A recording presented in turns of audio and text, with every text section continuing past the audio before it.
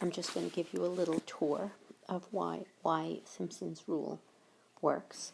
So if we look at this, so here's our region, and we're going to start trying to show that the area under this curve between, let's say, x sub 0 and x sub 2, so this whole area is going to be given by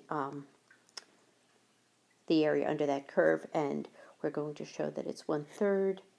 So here we have the 1/3, we have the delta x, we have f of x sub 0, 4 times the middle term, and then the right-hand term.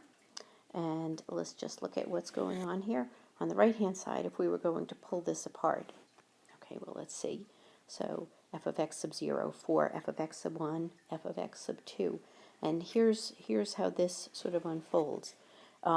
You know that here's what we have. So f of x sub 0, clearly we're pulling x sub 0 in for x, and for f of x sub 1. And then we're going to gather all of our terms with an a coefficient and with the b coefficient and with the c. And we're going to end up with something that looks like this, 1/3 delta x. So we have 1/3 delta x. Here we have a times all of these things. And then we're going to have b times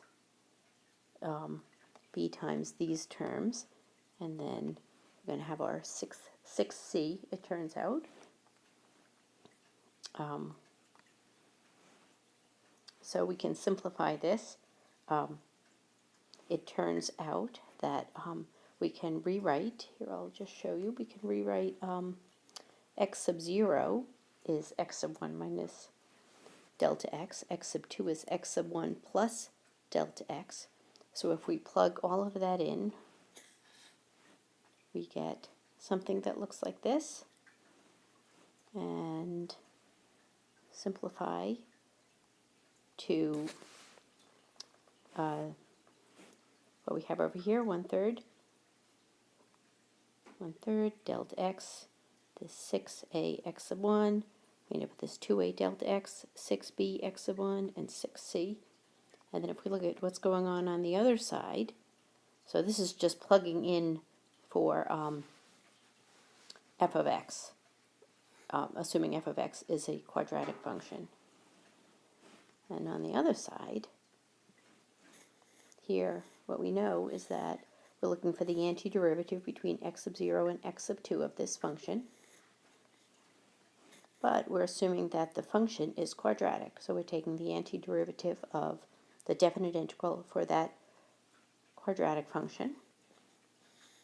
So we end up with using the power rule. And then we're going to plug in x sub 2, x sub 1, and we're going to end up with something that looks like this. Clearly, we're going to be able to factor out an x sub 2, this should be x sub 2 minus x sub 0, and then we're going to have an a over 3 term, b over 2 term, a c term, and let's just look at what we do. So x sub 2 we can write in terms of x sub 1 plus delta x. X sub 0 we can write as x sub 1 minus delta x. So x sub 2 squared ends up being this. X sub 0, x sub 2 ends up being this. X sub 0 squared is this. So with a lot of simplifying, we end up getting, oh, x sub 2 minus x sub 0 is just 2 delta x. So with a lot of simplifying, we end up showing that the left-hand side also ends up being this very same thing. We have the 1/3, we have the delta x, we have 6a x sub 1, we have 2a delta x. Let's make sure we can look at both of these. We have 6b x sub 1, we have 6c. So if we go at it from both directions, we end up with the same thing.